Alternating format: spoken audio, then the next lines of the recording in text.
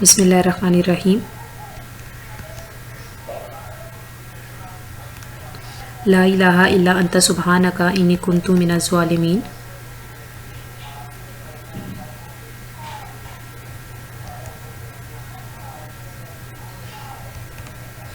Dear students, welcome to class 7th. Today we are going to start the second lecture of unit 7, that is the composition of matter.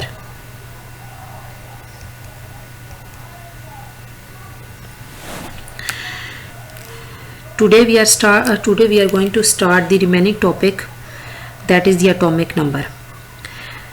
Atomic number. Look at the sodium atom again. It has 11 protons. This fact could be used to identify it because only a sodium atom has 11 protons. Every other sort of atom has a different number of protons. The number of protons in an atom is therefore an important number. It is called the atomic number. The atomic number is equal to the number of protons in an atom. The atomic number of sodium is 11. जैसे कि हमने पिछले lecture में बात की थी कि हमारे पास सोडियम जो है उसका एटॉमिक नंबर होता है जी 11, और हमने शेल्स की लिहाज से बात की थी कि हमने जो है एटम्स को उनके एटम्स में जो है उनके एटम्स के अंदर जो है इलेक्ट्रॉन्स की अरेंजमेंट किस तरह से करनी है। ठीक है, तो हमने वहाँ पे बात की थी कि सोडियम जो है हमारे पास क्या है जी, उसका एटॉमिक नंबर हम जो है हमारे पास था 11। ठीक है, अब हमारे पास क्या सोडियम का एटॉमिक नंबर होता है जी 11। इसी तरह हर एटम्स जो डिफरेंट एटम्स हैं उनके नंबर ऑफ प्रोटॉन्स भी जो हैं वो डिफरेंट होते हैं। जैसे एटॉमिक नंबर 11, इट मीन्स कि हमारे पास एटॉमिक नंबर जब 11 है, इट मीन्स कि हमारे पास सोडियम का में जो नंबर ऑफ प्रोटॉन्स हैं वो कितने हैं, 11। ठीक है, तो हमारे पास डिफरेंट एटम्स के नंबर ऑफ प्रोटॉन्स भी हमारे पास जो है वो क्या होते हैं, डिफरेंट होते हैं। बेसिकली नंबर ऑफ प्रोटॉन्स किसी भी एटम का जो है वो बहुत ज़्यादा इंपॉर्टेंट नंबर होता है और इसको हम एटॉमिक नंबर बोलते हैं। अब एटॉमिक नंबर होता क्या है, the atomic number is equal to the number of proton. किसके इक्वल होता है, नंबर ऑफ प्रोटॉन्स के, किसी भी एटम में के। ठीक है, और ये कहाँ पे होता है जी, न्यूक्लियस में। जो हम न्यूक्लियस में नंबर ऑफ प्रोटॉन लिखते हैं ना, वो हम बेसिकली क्या लिख रहे होते हैं, वो एटॉमिक नंबर लिख रहे होते हैं। और आपको पता होना चाहिए कि जितने नंबर ऑफ प्रोटॉन्स होते हैं उतने ही शेल्स में नंबर ऑफ इलेक्ट्रॉन्स होते हैं। ठीक है, नंबर ऑफ न्यूट्रॉन्स की हम यहाँ पे बात नहीं करेंगे, हम सिर्फ नंबर ऑफ प्रोटॉन्स और नंबर ऑफ इलेक्ट्रॉन्स की बात करें कि जितने आपके पास नंबर ऑफ प्रोटॉन्स होंगे इन द न्यूक्लियस इतनी नंबर ऑफ इलेक्ट्रॉन्स। तो हम कह सकते हैं द एटॉमिक नंबर किस तरह से हम डिफाइन कर सकते हैं, the number of proton that is present between the nucleus. The number of proton that is present in the nucleus of an atom is called atomic number.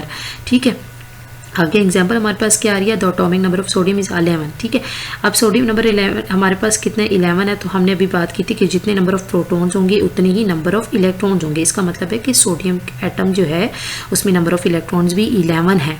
ठीक है, so it has an equal number of protons and electrons. The same is true for every sort of an atom. Every atom has an equal number of proton and electron because of this atom have no overall charge. ठीक है, वो ये कह रहे हैं कि हमारे पास जितने नंबर ऑफ प्रोटॉन्स होते हैं उतनी ही नंबर ऑफ इलेक्ट्रॉन्स होते हैं। जैसे कि हमारे पास सोडियम है, सोडियम में नंबर ऑफ प्रोटॉन्स 11 है, इसका मतलब है नंबर ऑफ इलेक्ट्रॉन्स भी 11 है। तो ओवरऑल हमारे पास एटम के ऊपर इसी वजह से कोई भी चार्ज जो है वो नहीं होता। हम कहते हैं कि हमारे पास एटम जो है वो क्या हो जाता है, न्यूट्रल हो जाता है। ठीक है, मास नंबर क्या होता है, the electron in an atom have almost no mass, so the mass of an atom is largely due to its proton and neutron. For this reason the number of proton and neutron in an atom is called mass number. ठीक है, अब वो ये कह रहे हैं mass number क्या होता है।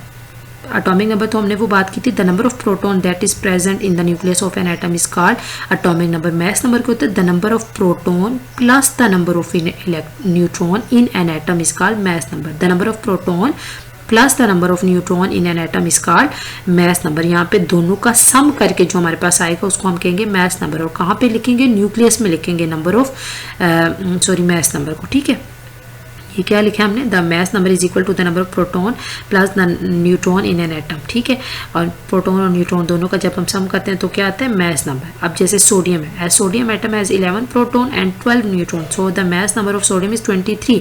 हमने प्रोटॉन और न्यूट्रॉन का सम करना है ना, 11 + 12 that is equal to 23। So the हम कह सकते हैं, so the mass number of sodium is 23। ठीक है, for example the sodium atom has can be described in a short way. Symbol for sodium is Na। Symbol क्या है sodium का Na, हम बोल तो सोडियम रहे हैं ना, और रिप्रेजेंट इसको किससे करेंगे Na से, ठीक है। अब एटॉमिक नंबर हमने कहा था the atomic number of sodium is 11 and the mass number is 23, ठीक है।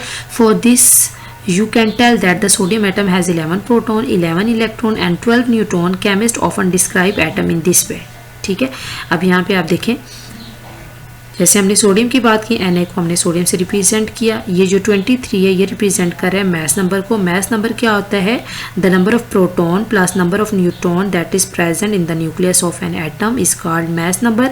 और ये क्या है? 11 the number of proton that is present in the nucleus of an atom, a number of proton that is equals to the number of electrons, ठीक है। और mass number में हम हमारे पास number of proton number of electron का सम होता है। अब ये जो हमारे पास 11 है, ये तो हम number of proton भी इसमें लिख रहे हैं, न्यूक्लियस में लिख देंगे, और number of electrons भी इतनी अरेंज करके लिख देंगे, लेकिन हमें number of neutron कैसे पता चलेगा? हम 23 में से 11 को माइनस कर देंगे, जो आपके पास आंसर आएगा वो हम कहेंगे नंबर ऑफ न्यूट्रॉन, जैसे कि यहाँ पे 12 आए हैं, ठीक है। तो ये हमने नंबर ऑफ न्यूट्रॉन इस तरह से फाइंड आउट कर लेंगे, ठीक है।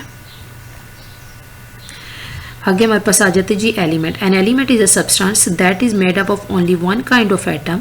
Sodium is made up of sodium atom only, so it is an element. Carbon, mercury, iron, copper etcetera are all elements. Also 117 different elements are known. Of these 90 have been obtained from earth crust and atmosphere and 23 have been artificially made by the scientists. अब हमारे पास different elements जो हैं जो है वो हमारे पास जो different elements हमें नोन है, ठीक है। अब जिनमें से 90 जो हैं हमें कहाँ से ऑब्टेन हुए? हमारी एटमॉस्फेयर से हमें ऑब्टेन हुए और अर्थ क्रस्ट से, और 23 जो हैं साइंटिस्ट ने आर्टिफिशली जो है वो प्रिपेयर किए, ठीक है। अब एलिमेंट होता क्या है? Element that is made up of only one kind of an atom, यानी कोई भी एक चीज़ है उसमें नंबर ऑफ एटम्स जो हैं वो सेम होंगे। जैसे फॉर एग्जांपल कार्बन है, कोयला, अब हमने एक पार्ट अगर हमने उसको उठा लिया ना, तो उसके अंदर भी वही प्रॉपर्टीज़ होंगी जो कि एक बड़े पार्ट में आपके पास आ जाती हैं, ठीक है। नंबर ऑफ एटम्स, वो स्मॉल एटम्स आपके पास कंबाइन होकर एक बड़ा एलिमेंट बन गए, तो हमारे पास क्या है जी? स्मॉल एटम्स हमारे पास कंबाइन होकर एक बड़ा एलिमेंट बन गए, तो इसका मतलब ये है कि हमारे पास वो सेम एटम्स या सेम काइंड जो है वो एटम्स जो हैं वो वन काइंड के हैं, ठीक है। सेम एटम्स कंबाइन होकर एक एलिमेंट बना रहे हैं, ठीक है। अब जैसे सोडियम है, तो सोडियम जो है हमारे पास सोडियम एटम से कंबाइन होकर एक एलिमेंट बन रहा है, तो हम अगर सोडियम का एक पार्ट उठाएंगे तो भी उसकी भी वही प्रॉपर्टीज़ होंगी जो कि एक बड़े पार्ट की होंगी, ठीक है। और इसी तरह कॉपर है, मरकरी है, आयरन है, ये सारे हमारे पास जो हैं वो क्या हैं? एलिमेंट्स हैं, और इन सब में हमारे पास जो हैं वन काइंड ऑफ एटम्स से जो हैं ये आपके पास जो हैं वो बने होते हैं, तो हम इसी वजह से कहते हैं कि element that is made up of same kind of an atom. इसके बाद हमारे पास क्या आता है? Some elements like helium, neon, argon do not react with anything. हमने बात की ना कि हमारे पास जो है कुछ आर्टिफिशली प्रिपेयर है, कुछ हमारे पास जो है वो अर्थ क्रस्ट से या हमारी एटमॉस्फेयर से ऑब्टेन हुई, जैसे कि आपके पास नोबल गैसेज हैं, जैसे कि हीलियम है, नियोन है, आर्गोन है, ठीक है। अब वो ये कह रहे हैं कि ये हमारे पास जो है हीलियम, नियोन, आर्गोन ये किसी दूसरे से रिएक्ट नहीं करती। उसकी रीज़न क्या है? These element have similar properties because their atoms have full outer shell of electron. ये अब दूसरे किसी से रिएक्ट क्यों नहीं करती? उसकी रीज़न ये है, एक तो इनकी प्रॉपर्टी सेम है, ठीक है। दूसरा जो है, हमने जो पीछे पढ़ा था अरेंजमेंट ऑफ इलेक्ट्रॉन, तो आपको पता होना चाहिए कि किसी भी एटम के लास्ट वाले शेल में या 2 इलेक्ट्रॉन होने चाहिए या 8 इलेक्ट्रॉन होने चाहिए, ठीक है। अगर उसके शेल में 1 इलेक्ट्रॉन होगा, ठीक है, तो वो एक गेन करेगा। अगर उसके शेल में 7 इलेक्ट्रॉन है तभी वो एक गेन करेगा, यानी कि किसी दूसरे से लेगा।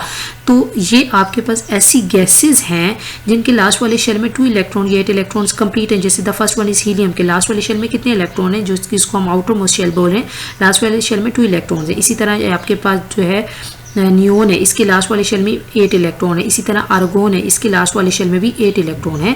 तो ये किसी दूसरे से रिएक्ट नहीं करती, ये स्टेबल होती है। ये ना तो अपने लास्ट वाले शेल से किसी को इलेक्ट्रॉन देती हैं, ना किसी से लेती हैं, ठीक है। वैसे मोस्टली होता है ये कि मेटल्स जो हैं वो अपने लास्ट वाले शेल से अगर उनका लास्ट वाला शेल इनकम्प्लीट है तो वो क्या कर देते हैं, किसी दूसरे को दे देते हैं, ठीक है, डोनेट कर देते हैं। इसी तरह जो नॉन मेटल्स है वो गेन करती हैं ताकि लास्ट वाला शेल उनका कंप्लीट हो सके। जबकि आपके पास ये जो नोबल गैसेज हैं ये अपने इनका लास्ट वाला शेल या आउटर मोस्ट शेल जो है, ये लास्ट वाले शेल को हम आउटर मोस्ट शेल बोलते हैं, वो कंप्लीट होता है। इस वजह से ये किसी दूसरे को जो है वो किसी दूसरे के साथ जो है वो रिएक्ट नहीं करती, ठीक है।